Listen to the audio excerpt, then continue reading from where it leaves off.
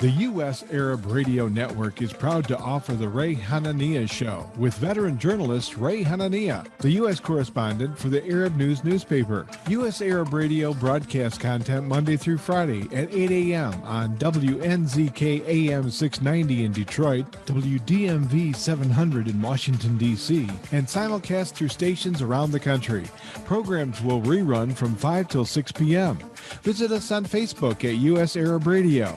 And we're also streaming live on Facebook.com/Arab News. And good morning, everybody. This is Ray Hanania at the Ray Hanania Radio Show, sponsored by Arab News on the U.S. Arab Radio Network. It's Wednesday, September 15th, and it's 8 a.m. Eastern in New York, 7 a.m. in Chicago, and I can't even figure out all the time zones around the world. We have a great lineup of invited guests and topics this morning. Segment one, we're going to interview a rising junior at Yale University Bayan Galal, who was recently elected as Yale's first Arab student body president in the college's 320-year history. She's also the first Arab student body president in the entire Ivy League. That's a huge achievement and a pivotal moment, not just for the Ivy League, but for Arab Americans. In segment two, we're going to look at the controversy in Chicago, where Chicago Mayor Lori Lightfoot has ordered a special task force of police and inspectors to shut down Arab and Muslim-owned grocery stores and gas stations. This was after Lightfoot told the public she opposes racism and discrimination at a 9/11 commemoration where she invited Muslims, but not too many Arabs were invited. The task force has shut down some 50 Arab-owned stores, citing minor code violations. They used to just issue the code violations and then come back and have them fixed. If they didn't fix them, then they shut them down. But now they're just shutting them down left and right, rather than allowing them to remain open. Some inspectors are also saying that the real reason Mayor Lightfoot believes that 24-hour gas stations and stores attract street gang members, and as we know, Chicago has one of the worst street gang problems in America. We're going to be joined by the American Arab Chamber of Commerce president, Hassan Nijem, and businessman, one of the gas station owners, Saad Malley. And we're also going to be joined by Chicago Alderman Raymond Lopez of the 15th Ward. Join us here at the Arab News and the radio show. We're going to take a quick break, all right, and do one of our commercials. And when we come back, we're going to have a discussion with Yale University's Bayan Galal, recently elected as the first Arab student body president. I'm Ray Hanania. We're going to take a quick break, and we'll be right back right after these messages. ArabNews.com, bringing you breaking news from across the Middle East and the latest on Arabs in America. Get inside the latest headlines with expert analysis and insights at ArabNews.com. Join over 5 million Facebook fans and over 10 million monthly readers. ArabNews.com, news that matters to you. While we've been staying safe at home, scientists have been on a journey. The destination, a COVID-19 vaccine. This journey began decades ago with research into other coronaviruses. Scientists built from there with months of research and development, cooperation with other experts worldwide, and clinical trials on tens of thousands of volunteers of diverse race, age, and health status. They arrived at a safe, effective vaccine, and hundreds of thousands in Michigan have already been vaccinated. But the next step is ours. We need to get the vaccine when we can. Keep wearing masks correctly and taking precautions until we reach our destination, freedom from COVID-19 and getting back to the lives we love. Discover the facts for yourself at michigan.gov/COVID vaccine. A message from the Michigan Department of Health and Human Services. Ziad brand. Quality products from our family to yours. Ziad Brothers Importing offers the finest quality products, including brands like Sultan, Kraft, Nestle, Hook, Rico Picon, Donna, and many more. Ask your retailer to carry these fine products because you deserve the very best. For more information, visit our website at www.ziad.com. That's www.ziad.com. Ziad, quality products from our family to yours. Are your hands feeling numb? Do you feel pain opening up a jar, turning a key? Are you noticing that your elbow and your shoulder are becoming stiff? Or were you recently injured in your arm? Hello, I'm Dr. Albajit Katranji, and at the Katranji Hand Center, which just recently opened down the street from the Somerset Mall, we can provide you with the latest in hand, wrist, elbow, and shoulder care. Visit us at www.katranjihandcenter.com to learn the latest techniques that we have to offer you, and I look forward to taking care of you. Visit us in Troy at 1565 West Big Beaver Road, Building F, or call Katranji Hand Center for an appointment at 248-869-4263. That's 248-869-4263.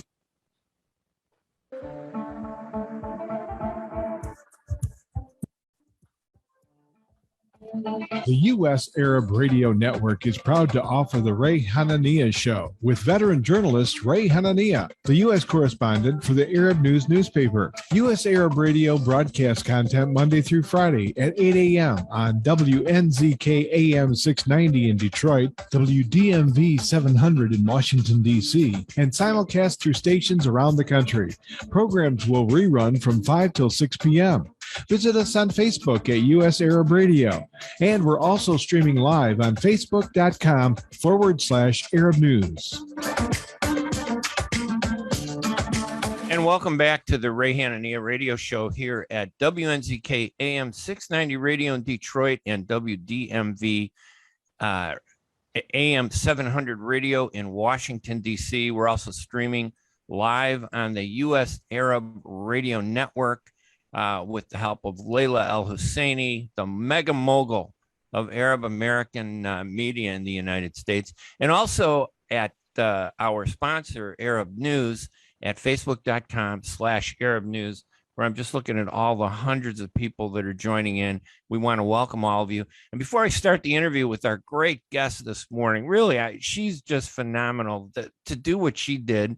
I want to just point out that in the Boston elections last night, Anissa Essabi George, the only Tunisian American to hold public office as a member of the Boston City Council, came in second place behind Michelle Wu, who also is a Boston City Council member. And now the two of them will run off to become the mayor of Boston in the November election. So Anissa Essabi George, who was on our show last week, she achieved her goal. She's in the runoff with 23% of the vote. Michelle Wu got 32% of the vote. We just want to congratulate Anissa Essabi George on her achievement. We look forward to the election coming in November.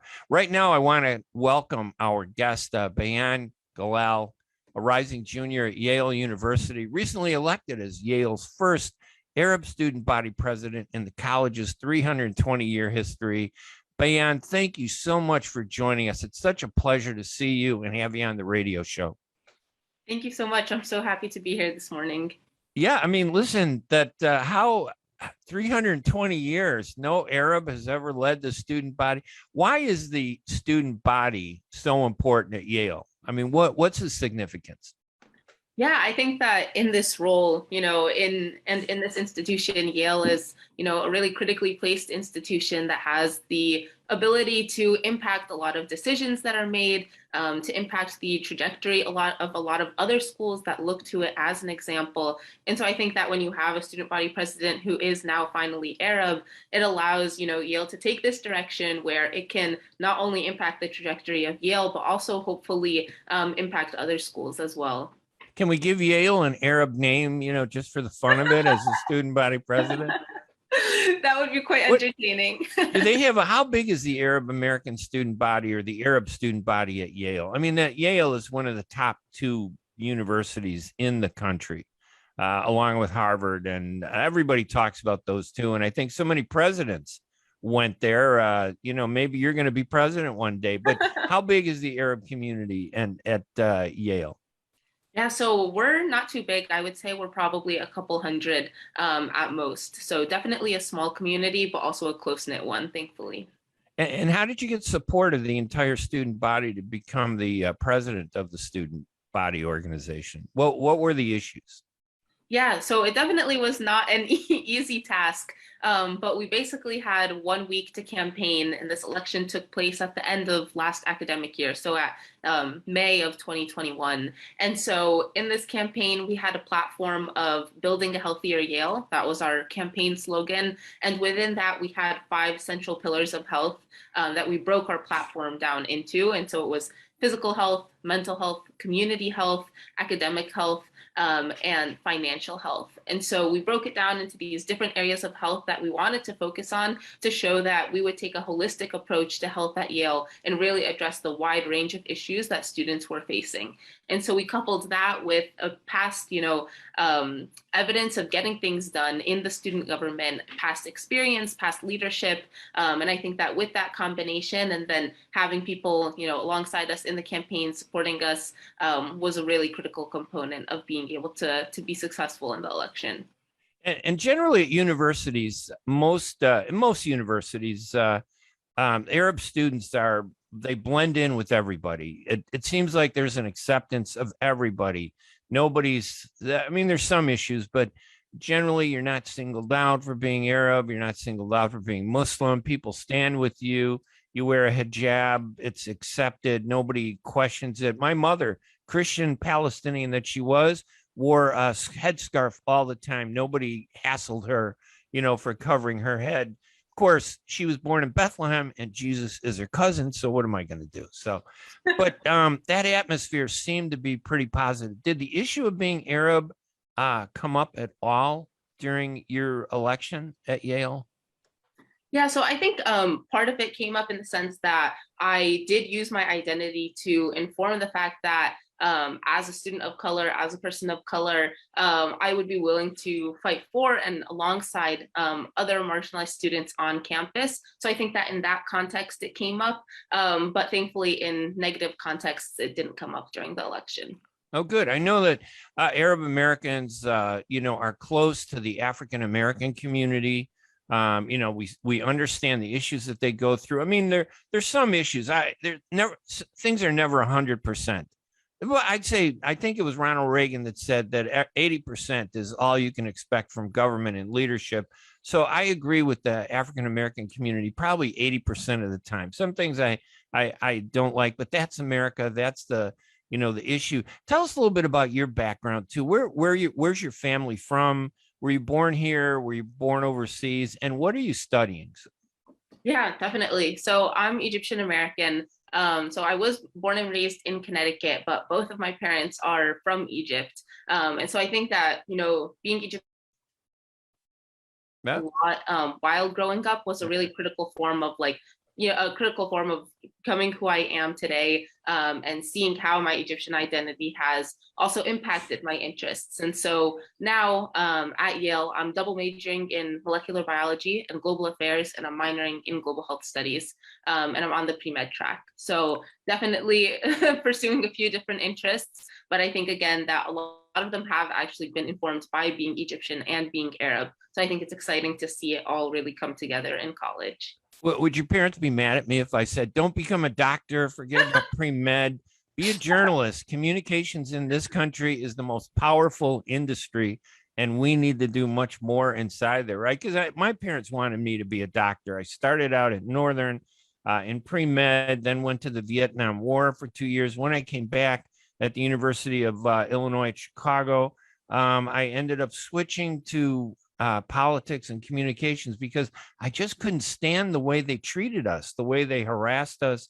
the way they looked at us. And I got elected to the student body too. I think it was the first student at the University of Illinois to get elected to the student, not president though. Your achievement is much higher, but I think they thought I was Italian American. So that's why they voted for me. I get confused and people ask wacky questions about you, being what's your background, wearing the hijab, do you get like weird moments from other students, or are they pretty much, accepting of the fact that diversity is so important to this country? Yeah, I think I've definitely, my identity is something that I have not shied away from at all. And I think that because I've been so open about it and also like simultaneously willing to answer questions that people have, discuss like misconceptions that people will have and things like that. I think being willing to like consistently have that dialogue and engage with others and just be there as an accessible person to the student body has been an important part of that. Yeah, and I think that it's phenomenal because when someone like you achieves that level of identity, it's not just a matter of, hey, we have power. It's a matter of forcing yourself in a way to make people see you and recognize you're no different than anybody else. Yeah. You're exactly the same. And you have the same concerns that they do. You want to do the great things that the universities do. I miss college life. You're going to miss it when you graduate, so stay in as long as possible.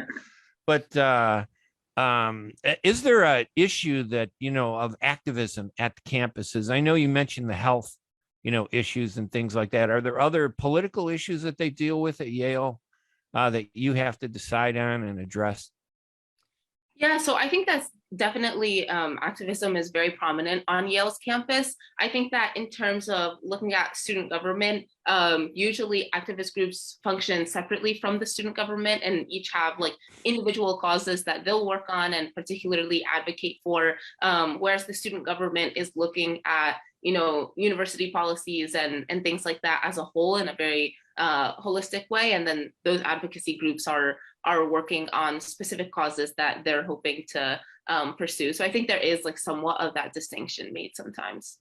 Do the students at Yale take strong positions like on Middle East issues? I mean, for example, like I know one of the contentious issues, obviously I'm Palestinian, but one of the contentious issues is always Palestine. We're constantly, being misportrayed and demonized, and we have to fight to get people to understand that we're just like everybody else. Is that issue, a big issue? Are Middle East issues big issues on campus?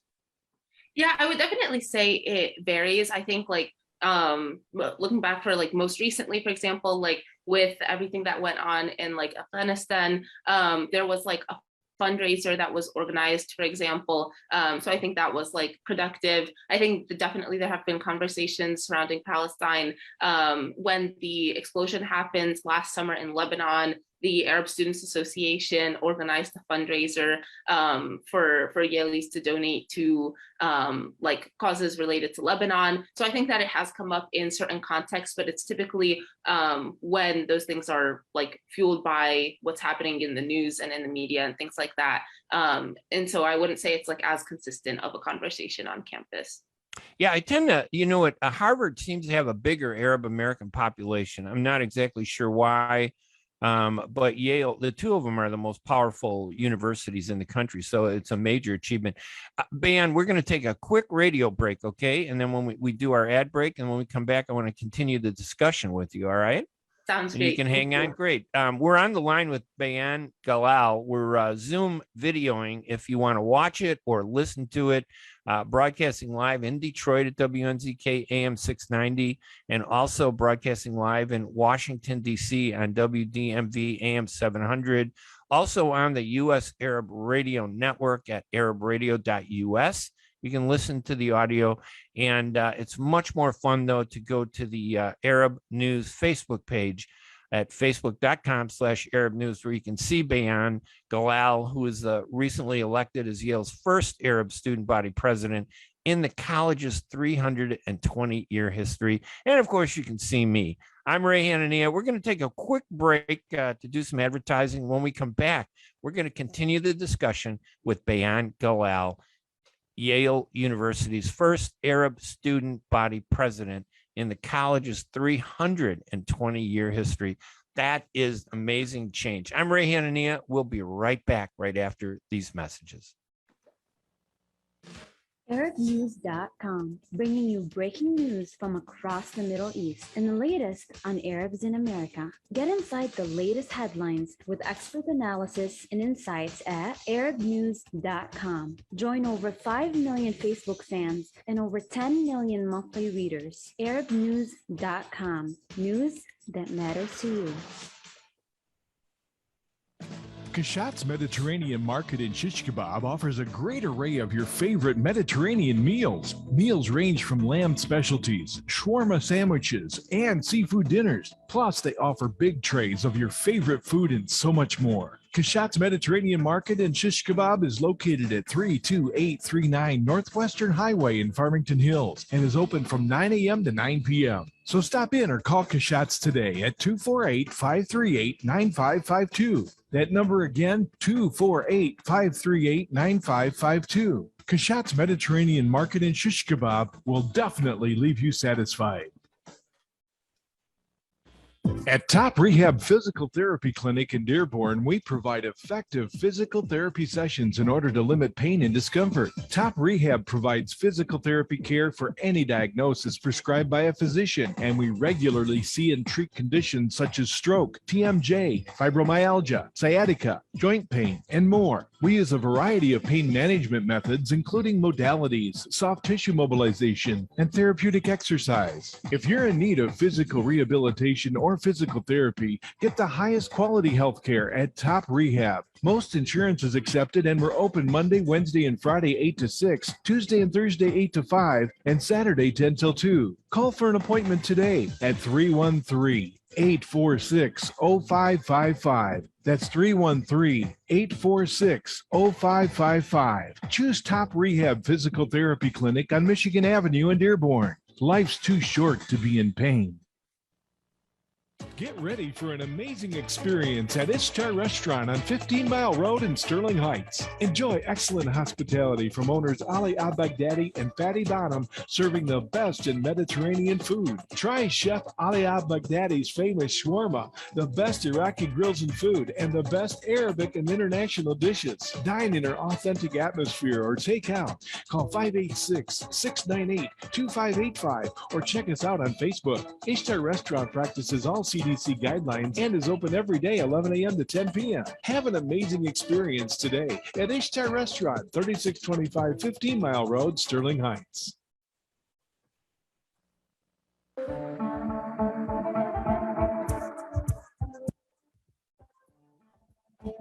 The U.S. Arab Radio Network is proud to offer the Ray Hanania Show with veteran journalist Ray Hanania, the U.S. correspondent for the Arab News newspaper. U.S. Arab Radio broadcasts content Monday through Friday at 8 a.m. on WNZK AM 690 in Detroit, WDMV 700 in Washington, D.C., and simulcast through stations around the country. Programs will rerun from 5 till 6 p.m. Visit us on Facebook at U.S. Arab Radio. And we're also streaming live on Facebook.com/Arab News. And welcome back to the Ray Hanania radio show. With me is Yale University's Bayan Galal, the university's first Arab student body president. Probably not the first woman president, but, you know, that's two big achievements. Women are taking such a much bigger role in activism and in profile and public life. Is that an issue at all at Yale? I mean, it sounds like everything's perfect in Yale. You have the perfect presidency, Bayan. Unlike President Biden and President Trump and Obama have so many issues. It seems like things are going pretty well over there. Yeah, I definitely think that it's been a really exciting journey so far. I think obviously I'm definitely at the start of my presidency still, since most of the summer is transition between the administrations, and then you really get started once the semester begins in September. So I think definitely still at the start right now. But so far, I think being able to work on such like an expansive range of issues and also be able to work for such a large amount of students has been an incredible experience. And I think that getting that experience of working for such a large group of students where the work that we do and the projects that we do can have such a large scale impact and actually make a difference for every student on campus is a really unique experience that I feel incredibly grateful to have. And do they have the coronavirus COVID restrictions at Yale? I mean, are they still pretty strict? What's that like over there? How is Yale? I mean, student universities and with students have been, experiencing some, increased levels of infection. What have you seen at the university? Yeah, so Yale has definitely taken a few critical steps in order to mitigate the severity of COVID on campus. In particular, all students were required to become vaccinated before arriving on campus, and only very few exceptions were made. And so the Yale Undergraduate College is 98% vaccinated right now. Wow. Yeah, Wow. which is incredibly high. But then in addition to that, we also do get weekly COVID-19 testing, and there are restrictions as well on the number of people we can have in gatherings, both indoors and outdoors. So I think that the university is definitely taking a lot of steps to ensure that there are guidelines in place that we're all following, to make sure that even though we are all vaccinated, that we are getting tested weekly, that we're still taking as many precautions as necessary, because I think that definitely on a college campus, it's easy for things to get out of hand pretty quickly. And I think that the university is trying to do everything it can to kind of mitigate that from now. And for all the people, we got a lot of people watching on Facebook. If they have any questions, go ahead, type them, and I'll read them out to ask our guest, Bayan Galal, about, you got to, there are going to be some tough issues, but it seems like things are going, pretty well so far. When I was in school, we had the Vietnam War. Right now, the only thing we've had was the memorial for September 11th. Everybody seemed to come together. The issue of racism and discrimination against Arabs, unfortunately, continues. Do you get involved in any of that activism at all at Yale? Yeah, so I think some of the main ways I've been involved has been, kind of related to the Arab Students Association. I've been involved with the Arab Students Association. And so, for example, like last year when we were fundraising for Lebanon after the explosion, that was definitely something where I was fundraising alongside them. I think that there are also a lot of other student groups who have, activism causes and that are really important to the student experience. For example, another organization is Mental Health Justice at Yale, which is working to really decrease the stigma around mental health at Yale, which is particularly prominent, and also get the university to increase the amount of mental health resources. And so I think that that's another cause and organization that I've been working closely with, because it's not only really important just as a concept that mental health be taken more seriously at Yale and at Ivy League schools in general, but also because mental health was a critical component of our platform as well. And so I think that reflects a really important part where we see this overlap of student government working on policies, but also making sure that we're supporting and amplifying the work of activist groups that is already being done in some of these spaces. And so those are just some of the different areas that I've been getting involved with so far. And by the way, are there many Arab students on the student body government? Are there a lot, or are you the only one? So there are a few. I actually now have two other Arab students on my executive board, which is really exciting. But I think that historically we haven't had too many Arab students in the student government, but I think that is changing this year, not only through the executive board, but also we're hosting another round of elections and recruitment right now. And we are seeing that a lot of, I'm grateful that a lot of Arab students and Muslim students have come to me and expressed their interest in running, seeing that there is a familiar face now. And so I'm hopeful that I think this year in particular, we have the chance to have an increased number of Arab students in the student government. Was there anything this year that made it different from prior years? I mean, had you run before, had Arab students run before, to be president? I mean, to be on the student government, obviously it's a time requirement, a dedication that you have to have, as well as whatever political views people might have. But was it difficult? Was there something this year that made it any easier to get elected? Was there an attitude change, in other words, towards Arabs, maybe because the 20th anniversary of September 11th? We just got out of, a couple wars in the Middle East. And, there seemed to be a sense that, no, we need to reach out and support Arab Americans more? I don't think it was a specific sudden shift in perspective. I think that in the past there have been Arab students running for student government positions, not necessarily student body president, but some of the other positions. And so I think I took a similar approach where when I got to Yale, I started running for some of those other positions and was elected to those. So for example, last year I had run to be a senator, which is the student who works on policy proposals and things like that for the administration. And I took part in a few other election and application processes for the student government over the past 2 years to build that experience, to go through the election process, to get to know people through the election process. And so I think that by the time I got to the end of my sophomore year, I had gone through that election process multiple times. I had, familiarized myself with what the process looked like, what impactful and successful outreach to students looked like. And so I think that at that point, I knew a lot more going in what a presidential election, even though it's at a very different scale and I would say much more difficult and time consuming, I had that kind of background knowledge from these past elections of what would be important to emphasize and highlight during that process. And I know Yale is famous for their skull secret society. Do the Arab students have a secret society, or is that a secret? The scimitars. And if they don't, start one over there, okay? Because I think it'd be nice. Have you thought about getting into politics at all? I mean, Yale University is a great base to enter the political field. And I know your mom and dad are going to be yelling at me for trying to get you out of medicine, but have you thought about doing anything in politics?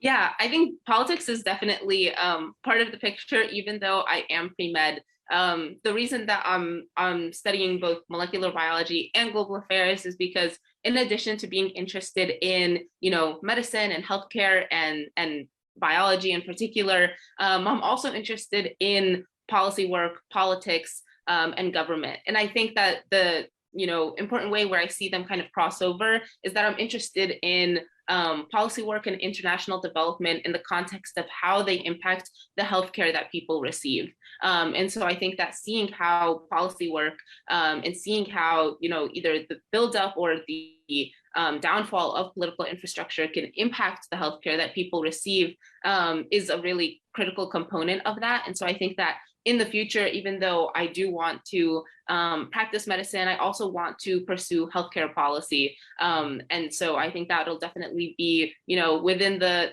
political realm. I'm not exactly sure right now how that will manifest, but I think that I definitely want to continue as I have been now to pursue both. So definitely politics is part of the picture going forward. Well, I know that if you have a commentary or an op-ed you want to submit, send it to us at the Arab News, because we'd love to have your level of quality there. They do such a great job with diversity and different voices in English, largest English language publication, the leading English language publication in the Gulf and Middle East. Bayan Galal, she is a rising, you're just a junior. That's phenomenal. I'm really happy for you. At Yale University, recently elected as Yale's first Arab student body president. Are you Muslim or Christian, by the way? Not that it matters, but whenever a Muslim or a Christian Arab gets elected, it's always good to point that out. Yeah, so I'm Muslim Egyptian American. I assume that, but I never always want to assume. I don't want to do that. So I don't know, maybe you might be the first Muslim elected at Yale. Do you know that? Yeah, I am the first Muslim as well. Yeah, let's give you credit for that too. That's a big deal. Arab and Muslim to get that high. That's phenomenal. So we really appreciate you joining us here. And we're looking for a lot of big changes and a lot to come out of Yale University. And also we'll be watching you because in politics, as I mentioned earlier, the only Tunisian to hold public office, Miss George in Boston. She's a city council member. Now she's in the runoff for mayor of Boston. Hundreds of years of Irish mayors. This is the first time that female women of color have now run, and the first time that an Arab is actually in contention to become Boston's mayor. So maybe we'll see some changes at Harvard over there too. You guys have like a real tough rivalry between Yale and Harvard, or we have a pretty solid rivalry between us. we have in November, we have the Harvard-Yale football game, which kind of brings out everyone's rivalry and things like that. So I think it's always a good experience. And everybody on Facebook is wishing you well. We're getting a lot of cheers for you. They're very excited. You do a good job of representing Arabs, women, Muslims, and all of us. Thank you so much. Bayan Galal, again, Yale University's first Arab student body president in the college's 320-year history. Bayan, thank you so much for joining us. We really appreciate it. Thank you. I was so happy to be here. It was incredible speaking with you, and I really appreciate you having me here this morning. We're going to watch for you on NBC, Meet the Press one day, okay? And announcing your candidacy for president. All right, everybody. I'm Ray Hanania. We're going to take a quick break, and hopefully when we come back, we'll have our guests on from Chicago who are going to talk about the tragic crackdown and singling out of Arab business owners. Some 50 stores have been shut down. These are good stores over frivolous code violations. So we're going to get into that. I'm Ray Hanania. We will be right back right after these messages. ArabNews.com, bringing you breaking news from across the Middle East and the latest on Arabs in America. Get inside the latest headlines with expert analysis and insights at ArabNews.com. Join over 5 million Facebook fans and over 10 million monthly readers. ArabNews.com. News that matters to you. Enjoy the first Syrian-style cuisine in Michigan. At Damas Cuisine and Catering, you'll find a wide selection of Syrian foods and sweets in our menu, like frikeh, poisi, grape leaves with steak, mashawi platter, hot mahashi, char-grilled kebab, shawarma, and much more. Get super fast delivery from Damas Cuisine and Catering right to your door. Order online at damascuisine.com/menu and track your order live. Damas Cuisine and Catering, 28841 Orchard Lake Road in Farmington Hills. Call 248-987-4985. Life is a nonprofit charity that's provided humanitarian aid and development to people and communities for over 25 years, regardless of race, color, religion, or cultural background. When disaster occurs here or around the world, Life for Relief and Development rushes in to provide food, medical aid, and shelter to those in need. Please help improve these efforts. Make your tax-deductible donation to Life now at lifeusa.org or call 248-424-7493. When it comes to reproductive medicine, IVF Michigan Fertility Centers are the recognized leaders. With locations in Bloomfield Hills and 5 other cities in Michigan and Ohio, IVF has experts in all aspects of the field. As a founding member of IVF Michigan Fertility Centers, Dr. Nicholas Shama is one of the leading reproductive endocrinologists in Michigan and Ohio. Dr. Shama has performed over 10,000 IVF cases and has helped thousands of couples fulfill their dreams of parenthood. American board certified in both obstetrics and gynecology and reproductive endocrinology and infertility, Dr. Nicholas Shama is a very caring, compassionate, expert physician that understands not only the medical but also the emotional toil of infertility on his patients. When it's time, get personalized care from Dr. Nicholas Shama at IVF Michigan Fertility Centers in Michigan and Ohio. Call toll-free 855-952-9600, 855-952-9600.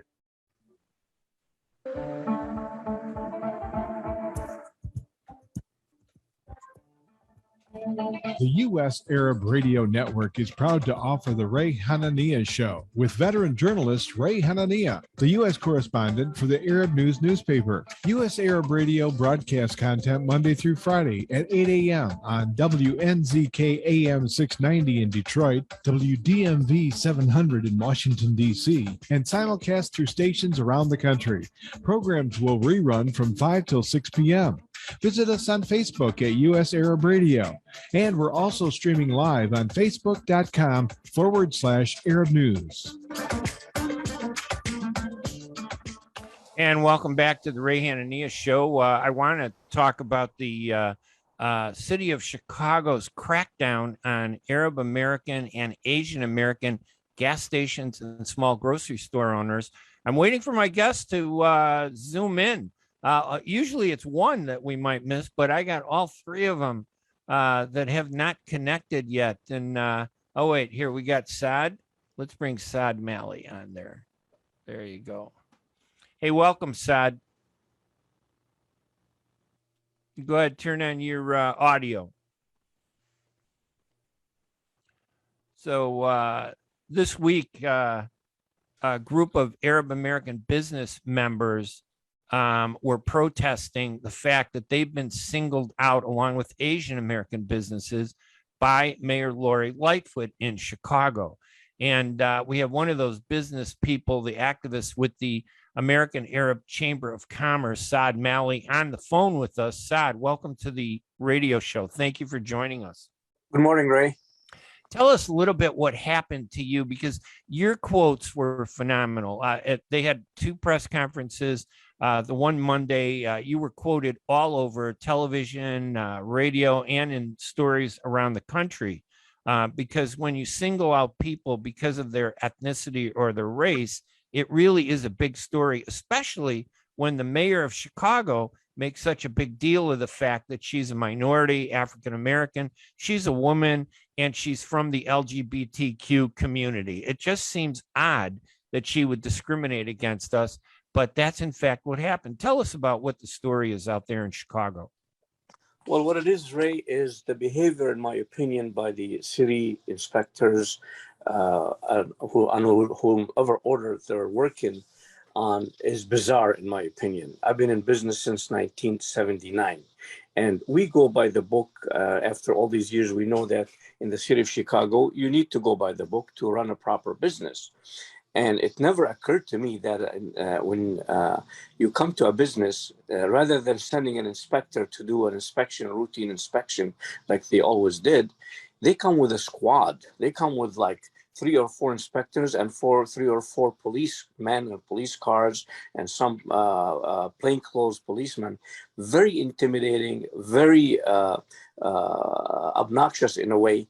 I never seen that in my life, never heard of it in my life in the city of Chicago. It's almost like they're trying to create this crime scene aura around your store to make it look like you're a problem, right? Because Chicago is in the throes of the worst crime wave it's had in many, many years. Almost 600 people have been killed, and it's only the middle of September. That number, it just continues to rise. 2,500 people have been shot and injured, more people than were, shot and injured in Afghanistan and in Iraq in the same period of time. It's just very dangerous in Chicago.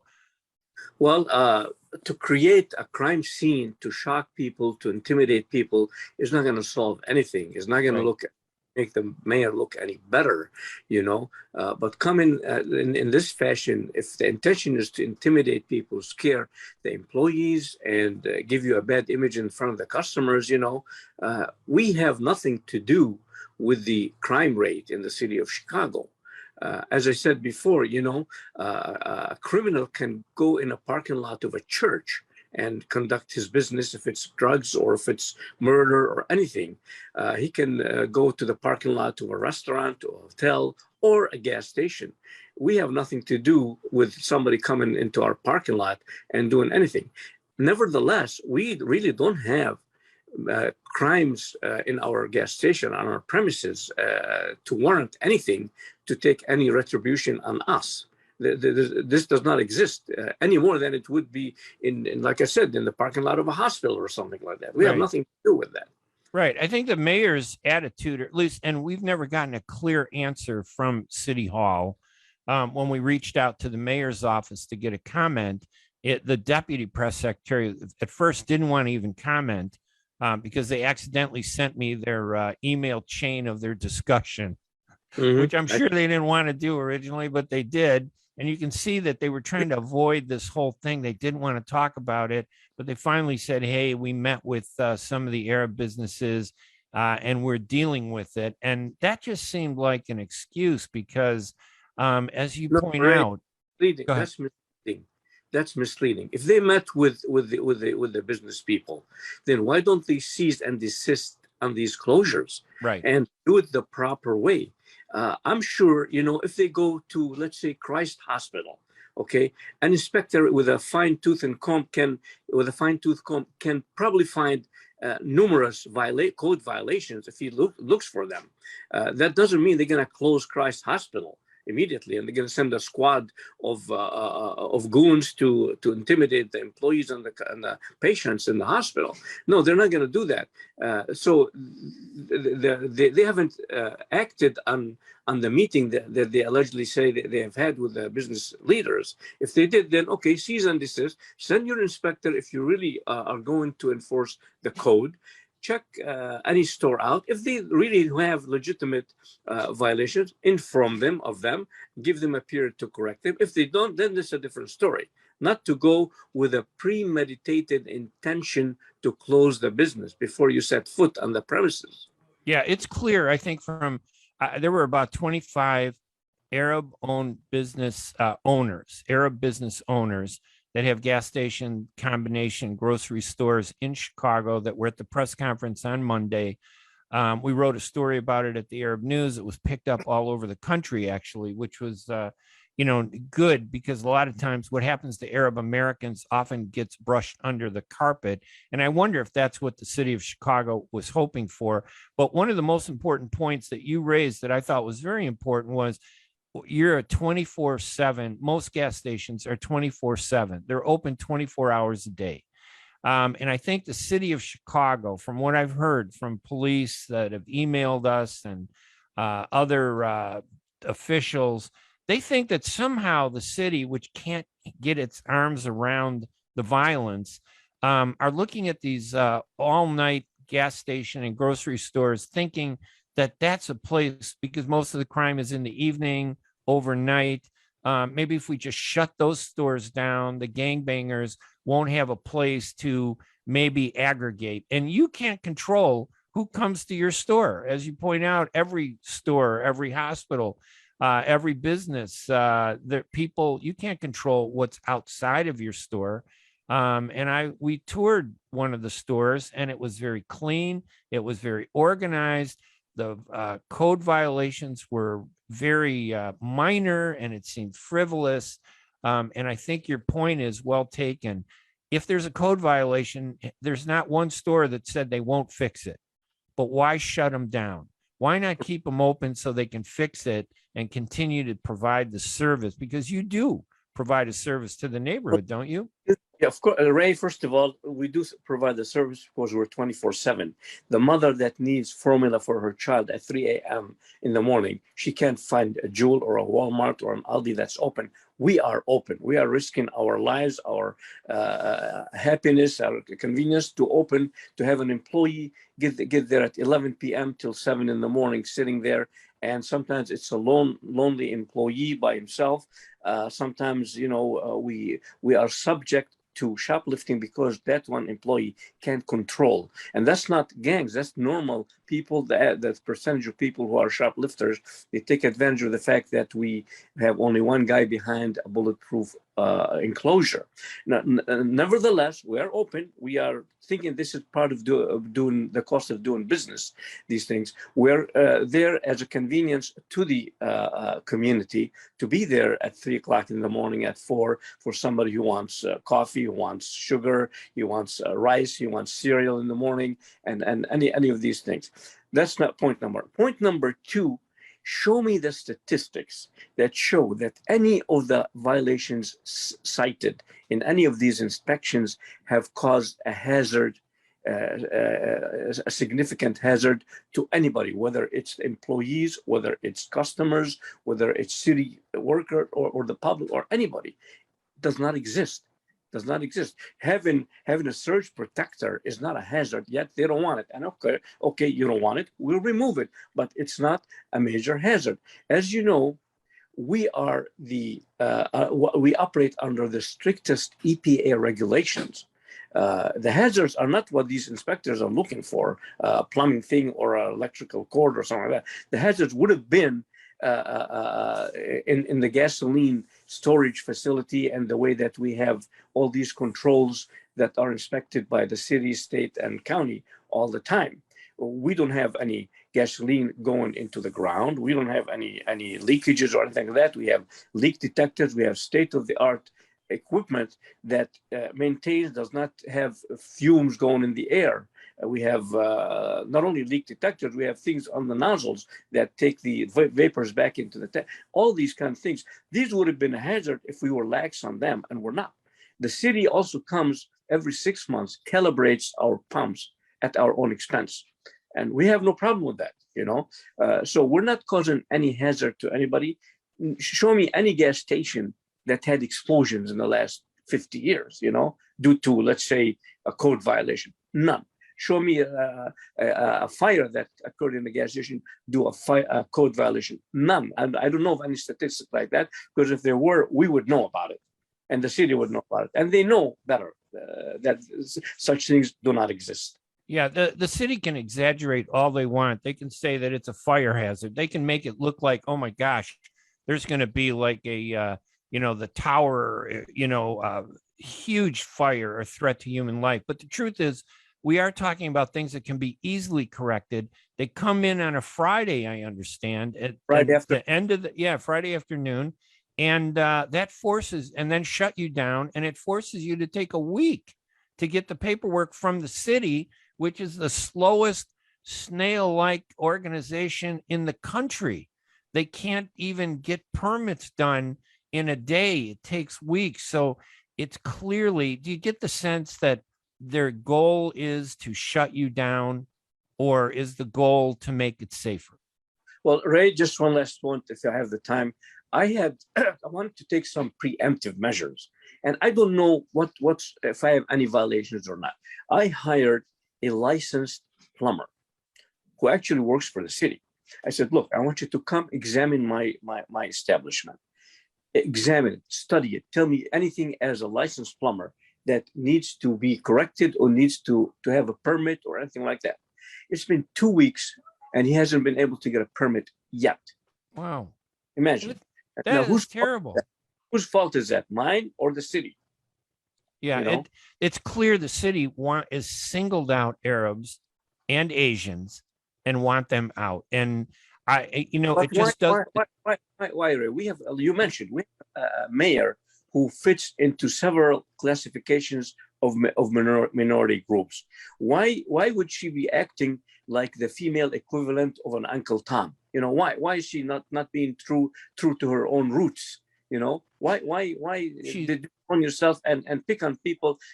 John F. Kennedy says in his book, we are a nation of immigrants. Okay, why are you now singling out Arab, Asian store owners as a punching bag? Yeah, I think it's because of her own insecurity and failures as a leader. I know you're restricted on time, but one last thing, if you tell us, you make a huge contribution as a store owner to the neighborhood, in terms of taxes. Give us an idea of are we talking about a few pennies being lost here, or what's the extent of what is at stake, not just for Arab owners, but for the taxpayers? Listen, the city collects 5 cents a gallon on every single gallon we sell. So if a station sells 100,000 gallons a month, that's $5,000 from one location alone going to the city. The county gets the same amount. Okay, that's besides the state sales tax, which is in the city of Chicago in excess of 10%. And that sales tax, of course, gets divided in certain ways in the community. Okay, when a station is closed, you're shutting down all this revenue to the city, county, and state. You're also there's also federal taxes that are levied on gas. So we pay over 70 cents a gallon in taxes before sales tax. Okay, I don't know. They always single us out when they increase taxes because we're easy and we're there, and people are not going to stop buying gasoline. Okay, and so it's a huge amount of tax that the city is losing. But an important and humane issue, Ray, is when you close a station, you affect the livelihood of the employees who live paycheck to paycheck. In this kind of economy, when imagine your paycheck stops for 2 weeks in a row, it's a catastrophe for 90% of Americans. We're not the high class 1% of the billionaires. These are hardworking people trying to feed their families of no fault of their own. They're all of a sudden out of work, and they haven't committed any crime, nothing. This is really bad. Saad, you're a great spokesperson for the Arab American business people, the American Arab Chamber of Commerce. I really appreciate you taking the time to share this, because the people need to hear this. A lot of times the media doesn't cover us the way they should. So our stories and challenges don't exist if they don't write on it. So I appreciate you taking the time this morning to join us. Saad, thank you. Thank you, Ray. Thank you.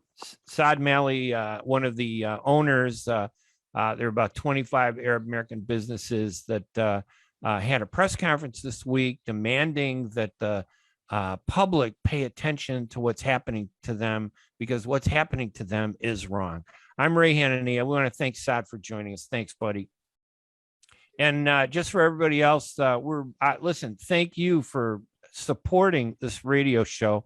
Well, we're going to be taking a little break for a number of weeks here. And we will come back strong. So I want you to watch out for that. I'm very excited about what we've done here at the radio show. And also I want to point out, if you want to get more information on the Arab businesses in Chicago, obviously read the Arab News newspaper at arabnews.com.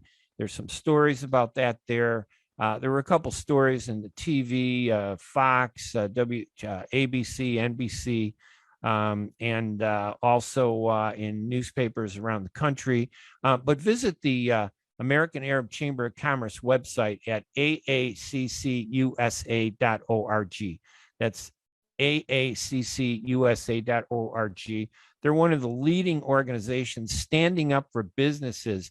Last year at this time, there were 22 hookah businesses. And this isn't about whether you like hookah or you don't like hookah. The fact is, it's legal in Chicago and in many areas. And the city council was going to basically shut all of them down by prohibiting the sale of flavored tobacco to young people. And when the American Arab Chamber of Commerce, Hassan Nijem, approached the alderman and said, listen, our businesses, these 22 hookah lounges in Chicago, don't sell to young people or people under the age of 21, and spoke to them about how vigilant these store owners are, and that if you close the 22 hookah lounges, the city of Chicago would lose something like 250 or 300 jobs, because jobs are important in Chicago. They reversed it. They changed it. They took it out. They banned the sale of flavored tobacco to young people in Chicago, but they made an exception to allow the hookah lounges, 22 of these businesses, to continue operation and saving that. So the American Arab Chamber of Commerce, we owe you a lot for standing up and speaking out. Saad Malley and also Hassan Nijem, you guys have done a lot. Finally, and remember, their website is aaccusa.org. And finally, I just want to say something again. I mentioned it earlier. In Boston, the reporting is changing and getting better. It's being updated, and the Anissa Asabi George looks like she's going to be running second. The numbers keep changing. I just saw that they updated it a few minutes ago at the New York Times vote total list, and that keeps coming in, but she's right up there. Keep our fingers crossed. It looks like she could be in there right behind the leader, Michelle Wu. I'm Ray Hanania. I want to thank everybody again for joining me here. You can get all the information you need by visiting the Arab News newspaper at arabnews.com. They do a lot of reporting. They cover the world, not just the Middle East, but they're one of the few publications that spends a lot of time reporting on Arab Americans in the United States, the challenges we face, stories that nobody else writes. You want to go there. You want to read those stories because knowledge is empowerment. When our story is told, we become significant. Without that story being told or shared, we become weak. I'm Ray Hanania. We will talk again soon. And I want to thank everybody at WNZK AM 690 Radio and WDMV AM 700 Radio in Washington, D.C. for all the support, the U.S. Arab Radio Network, and of course, Arab News. We'll talk to you later, everybody. Bye-bye.